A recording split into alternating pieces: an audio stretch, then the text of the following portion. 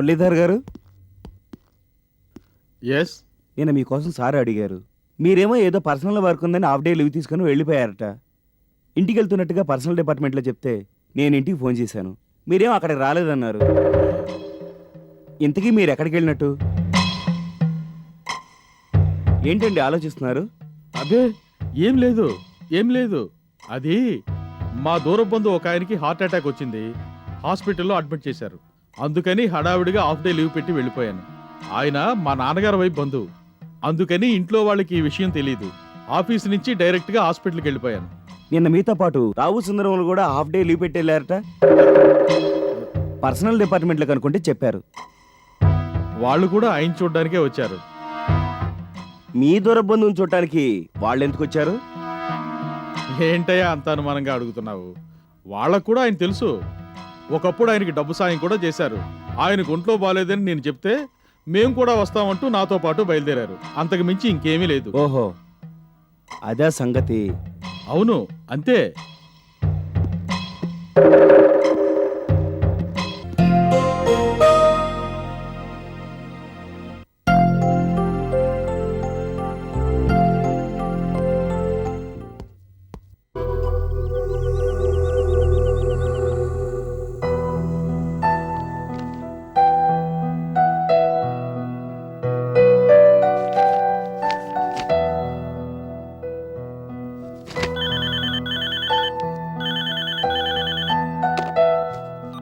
Hello,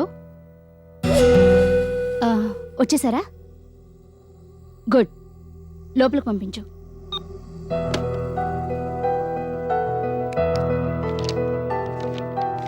May I come in madam? Yes, please come in.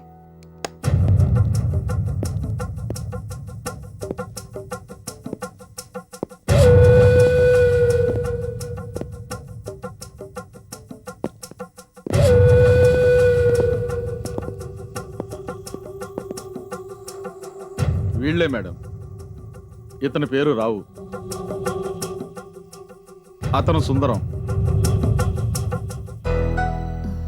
Very nice meeting you, gentlemen. I'm glad you came here. Please take your seats.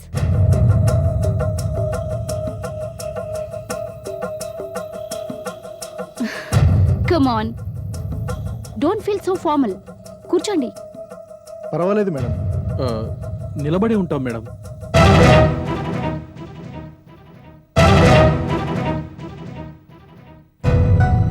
ఏంటి, నా గురించి సరిగ్గా చెప్పలేదా? నేను చెప్పిన ప్రతి పనిని చేసేస్తారన్నావు. కూర్చోమంటేనే కూర్చోవడం లేదు. ఇక తర్వాత పనులు ఎలా చేస్తారు?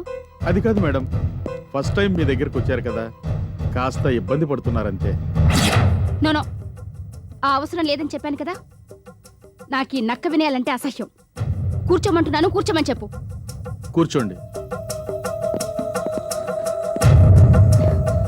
నిన్ను కూర్చోమన్నానా? చెప్పింది చెప్పినట్టు చెయ్యి. అతిగా ప్రవర్తిస్తే తోకలు కత్తిరిస్తాను. ఆ విషయం తెలుసు కదా? తెలుసు మేడం. ఇప్పుడే కాదు, ఇక ముందు కూడా నేను చెప్పింది మాత్రమే చెయ్యాలి. ఎక్స్ట్రా బిహేవియర్ నాకు ఇష్టం ఉండదు. అది నీ ఒంటికి కూడా మంచిది కాదు. Yes madam. ఎనీవే, పాపం నా ఎదురుగా కూర్చోవాలని ఆశపడ్డావు కాబట్టి ఈ వాళ్ళకి కూర్చోమంటాను. Sit down. పర్వాలేదు మేడం. అదే మరి, కూర్చోమన్నప్పుడు కూర్చోవు, చెప్పనప్పుడు మాత్రం తగుదునమ్మా అంటూ కూర్చోబోతావు. ఇదే నాకు నచ్చదని ఇప్పుడే చెప్పాను.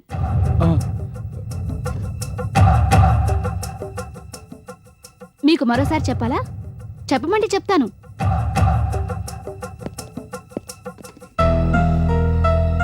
That's better.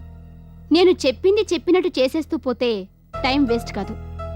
అనవసరంగా మీరు ఇబ్బంది పడి నా టైం కూడా వేస్ట్ చేశారు కదా. ఇక ముందెప్పుడు ఇలా చెయ్యొద్దు. అలాగే మేడం. నా గురించి ఈయనేం చెప్పాడు? అదే ఏం చెప్పలేదు. ఏం చెప్పలేదా? చెప్పాను మేడం, అన్నీ చెప్పాను. అలా చెప్తావేంటి? నేను నీతో ఎగ్జాక్ట్ గా ఏం మాట్లాడానో అది చెప్పు. మీరు చాలా ఎఫిషియెంట్ అని చెప్పాడు మేడం. చాలా ఇంటెలిజెంట్ అని కూడా అన్నాడు. మీరు చెప్పిన పనిని చేస్తే బోల్డ్ అంత డబ్బు దొరుకుతుందని ఎక్స్ప్లెయిన్ చేశాడు. అవును మేడం, మిమ్మల్ని నమ్ముకుంటే మా భవిష్యత్తే మారిపోతుందన్నాడు. నేను నిన్నడిగానా? అంతేనా? అది కాదు మేడం, మిగతా విషయాలన్నీ కూడా చెప్పాను, ఏది మర్చిపోలేదు. వీళ్ళు మిమ్మల్ని ఫస్ట్ టైం మీట్ అవుతున్నారు కదా, కాస్త కంగారులో. Okay, that's fine. మీ కష్టం నేను ఉంచుకోను, తగిన ప్రతిఫలం ఉంటుంది. కాకపోతే చాలా జాగ్రత్తగా వ్యవహరించాలి. ఎవరికి ఏ అనుమానం రాకూడదు. మీరెప్పుడేం చేస్తున్నారో అన్నీ కనుక్కుంటూ ఉంటారు. సొంత నిర్ణయాలు తీసుకుంటున్నట్టుగా తెలిసిందో తోకలు కత్తిరిస్తాను. అది బాగా గుర్తుపెట్టుకోండి. మీ ఆఫీస్లో పనిచేస్తోందే సుప్రతీక అని, ఆవిడ గారి మీద మీ అభిప్రాయం ఏంటి? చాలా సిన్సియర్ మేడం, చాలా కష్టపడి పనిచేస్తారు.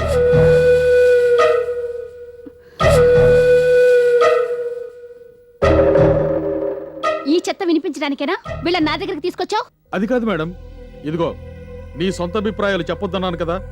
ఇక నుంచి మీకు సుప్రతీక మీద ఉన్న ఒపీనియన్ని పూర్తిగా మార్చుకోవాలి. నీకు ఇదంతా చెప్పాను కదా, గుర్తులేదా? గుర్తుంది.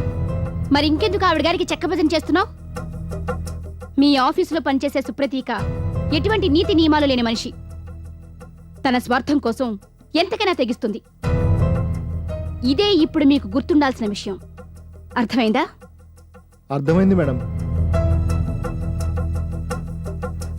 నిన్ను ప్రత్యేకంగా అడగాలా? లేదు మేడం, నాది అదే ఒపీనియన్. మీ మనసులో ఈ అభిప్రాయం బలంగా నాటుకోవాలి. అలా అయితేనే నేను చెప్పిన పని చేయగలరు. Okay madam. మీరు చెప్పినట్టే చేస్తాం మేడం. గుడ్. మీరేం చేయాలో ఇప్పుడు నేను చెప్తా.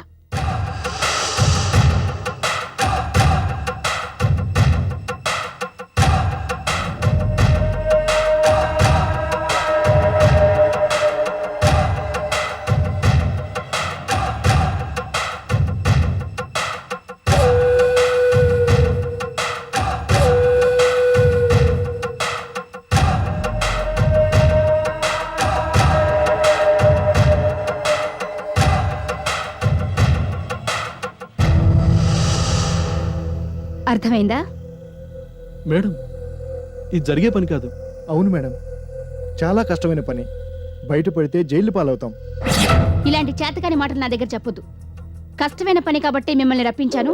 మీకు కావాల్సినంత డబ్బు ఇవ్వడానికి సిద్ధపడ్డాను. లేకపోతే మీకు నన్ను చూసే అదృష్టం కూడా కలిగేది కాదు. మీకే ఆపద రాకుండా నేను చూసుకుంటాను. పోలీస్ అఫీషియల్స్ అందరితో నాకు మంచి సంబంధాలున్నాయి. ఎటువంటి భయాలు పెట్టుకునే అవసరం లేదు.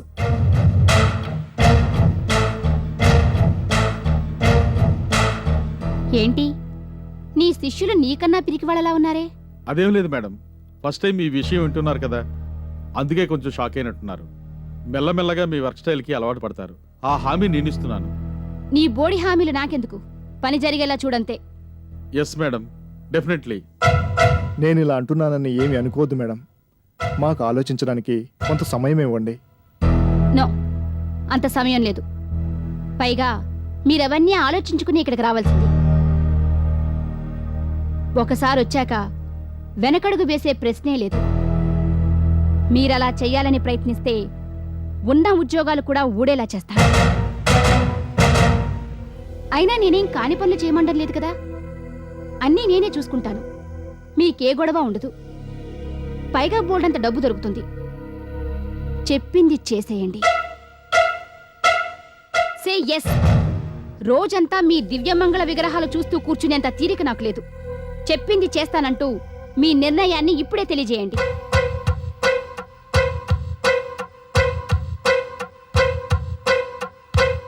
నేను మేడం గురించి అంతా చెప్పాను కదా, అంత ఆలోచిస్తారు దేనికి? అనండి. నువ్వు వాళ్ళనేమీ అంత బలవంత పెట్టనక్కర్లేదు. వాళ్ళు చాలా తెలివైన వాళ్ళు.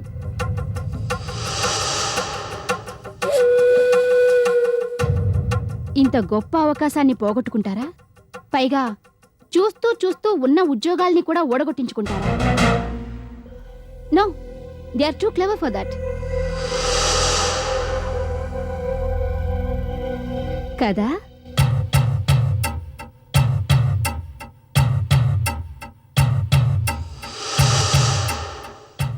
ఏంటి సమాధానం చెప్పడం లేదు? Say yes fast. నాకింకా ఓపిక లేదు.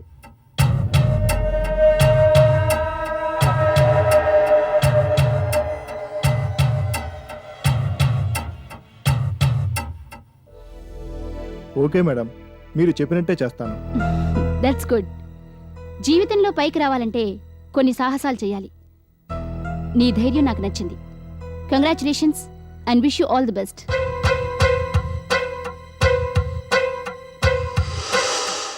నువ్వేంటి ఇంకా ఆలోచిస్తున్నావు?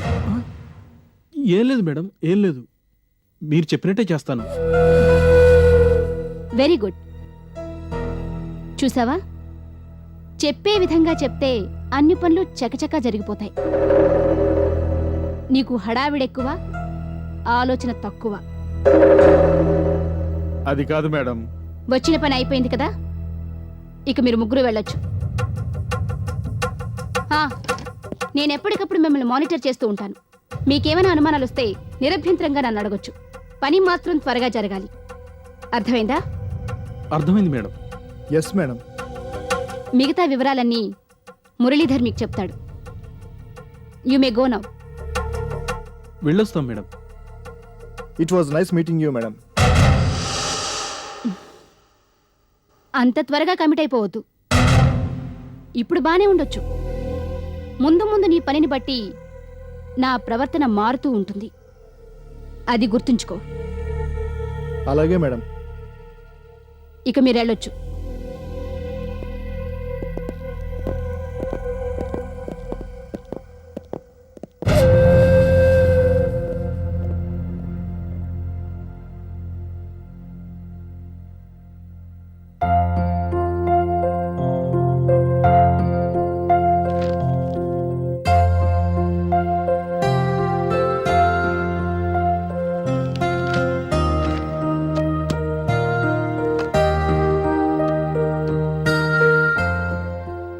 హలో, నువ్వు ఒకసారి ఇక్కడికి రా.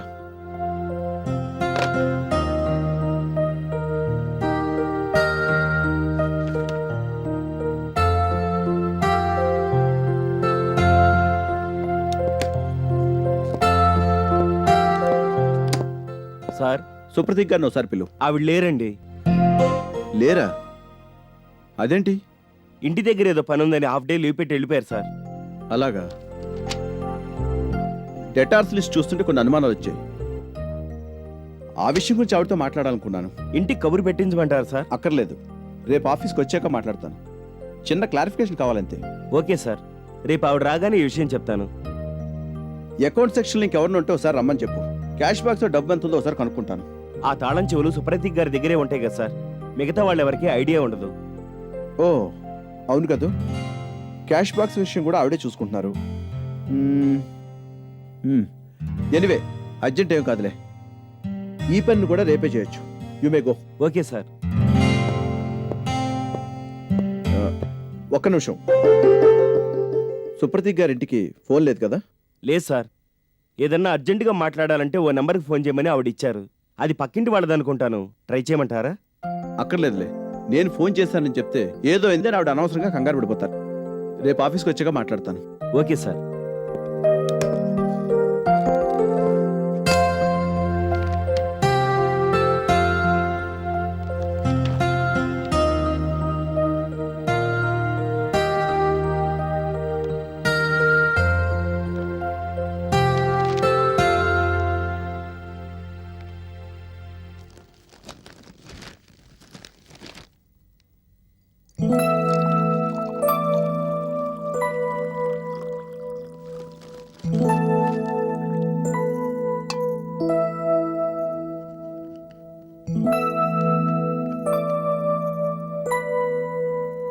నాకు కాఫీ కలుపుకురా. చూస్తున్నావుగా, ఖాళీగా లేను. నువ్వే వెళ్ళి కలుపుకో. నేను కలుపుకోవాలా? అవును. ఏ షాప్ మూసేసి ఇంట్లోనే కూర్చుంటున్నావుగా, నీకు వేరే పనే ఉంది? షాప్ మూసేసినంత మాత్రాన నన్నెంత చులకం చేసి మాట్లాడాలా? భర్తన కనీస గౌరవం కూడా లేదు. అది మొదట్నుంచి లేదు. నీ ప్రవర్తన అలాంటిది. మరి ఇంతకీ కాఫీ కలుపుకొస్తావా లేదా? ఒకసారి చెప్తే అర్థం కాదా?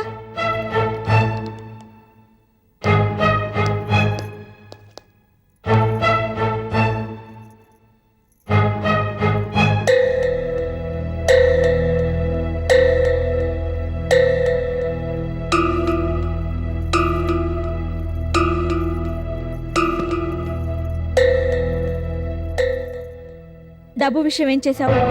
24 గంటలు అదే ఆలోచన. చెప్పాను కదా తిరిగి ఇచ్చేస్తానని. ఇంకో చోట అప్పు కోసం ప్రయత్నిస్తున్నాను. దొరకగానే పూల్లో పెట్టి మీ బాలకృష్ణకి ఇచ్చేస్తాను. సరేనా? సరేనా అంటే కుదరదు. ఆ పని చేసి చూపించాలి. చేస్తాను మహాతల్లి. నీ పెళ్లి జరగకముందే డబ్బు తిరిగి ఇచ్చేస్తాను. గుడ్. వదినా, ఇక్కడున్నాను పాప దగ్గర. పాలు పడదామని వెళ్ళాను, నిద్రపోతోంది. ఆ, ఎందుకు పిలిచావు? కాఫీ కలిపి తీసుకురానా? ఆహా, ఆవిడ గారి కాఫీ కలపడానికి మాత్రం నీకు బోల్డ్ ఎంత టైం దొరుకుతుందే? అదే నేను అడిగితే చేతులు ఖాళీగా మూతులు ఖాళీగా పెడసరంగా మాట్లాడతావు. రోజంతా ఆఫీస్లో కష్టపడి పనిచేసి వస్తుంది. అలాంటి వాళ్ళకి కాఫీ కలిపివ్వాలనిపిస్తుంది. నీలాంటి మనుషులకి ఎందుకు ఇవ్వాలి? ఏ కాళ్ళు చేతులు బానే ఉన్నాయిగా, కనీసం కాఫీ అయినా కలుపుకోలేవా? అంటే నాకు కాళ్ళు చేతులు పోవాలనే కోరుకుంటున్నావన్నమాట. చిచి, నీలాంటి భార్యలు ఉండబట్టే భర్తలకి మనశ్శాంతి లేకుండా పోతుంది. పొద్దస్తమానం నువ్వు ఇంట్లో కూర్చుంటే ఇంకెక్కడ మనశ్శాంతి? గోళ్లు గిల్లుకుంటూ రోజంతా ఇంట్లో ఉండకపోతే ఏదైనా ఉద్యోగం వెతుక్కోరాదు? అది నీకు అనవసరం. ఎందుకు అనవసరం? చెల్లి సంపాదిస్తుంటే దర్జాగా తిని కూర్చోడానికి నీకు సిగ్గనిపించడం లేదు? షాపుంటే 4 రోజులు ఎగిరావు. వాడెవడో నీ తిక్క కుదిర్చిపోయాడు. దాని గురించి ఆలోచిస్తే ఇంట్లో కూర్చోకపోతే వేరే ఉద్యోగం వెతుక్కోవచ్చు కదా. చూడు, నువ్వు కాఫీ కలిపిస్తే కలిపివు, లేకపోతే నోరు మూసుకొనుండు. నేనేం చెయ్యాలో చేయకూడదో నువ్వు నాకేం చెప్పనవసరం లేదు. వదిన అనే దాంట్లో తప్పే ఉంది. అది ఇద్దరు ఒక చోట చేరితే చాలు ఇదే గొడవ. ఇప్పుడు నేను రోజు ఇంట్లో దొరుకుతున్నాను కదా, రోజుకు 2 సార్లు క్లాస్ తీసుకుంటున్నారు. నేను రేపు పెళ్ళై వెళ్ళిపోతాను. నీ భార్య పిల్లని నువ్వు పోషించుకోవాలి కదా. ఏదో ఒక ఉద్యోగం దొరికితే నాకు కొంత ఊరటగా ఉంటుంది. నీ సంపాదన మీద బతకాలని నాకు ఎప్పుడూ లేదు. కాలం కలిసి రావడం లేదంతే. మొన్న ఎగ్జిక్యూటివ్ పోస్ట్కి అప్లై చేశాను. దొరికితే జాయిన్ అవుతాను. నీకు ఎగ్జిక్యూటివ్ పోస్ట్ ఎవరిస్తారు? అప్లై చేశాను, దొరకలేదంటూ మళ్ళీ ఇంట్లోనే కూర్చుంటావు. నీకు అలాంటి ఉద్యోగాలు ఎందుకు దొరుకుతాయి? ఆ ఆశలన్నీ పక్కన పెట్టి ఎక్కడన్నా డ్రైవర్ గానో క్లీనర్ గానో చేరు. నేను చచ్చినా ఆ పని చేయను. నువ్వెందుకు చేస్తావు? మమ్మల్ని పస్తులతో మార్చి చంపుతావు అంతే. అబ్బాబా, అయినా నీకంత భయం దేనికి? సుప్రతేకేమన్నా పరాయి మనిషా? సరే, పెళ్ళవుతోంది కాబట్టి ఉద్యోగం మానేస్తుంది. అంత మాత్రం చేత మన గురించి మర్చిపోతుందా? నాకు మంచి ఉద్యోగం దొరికేదాకా తనే చూసుకుంటుంది.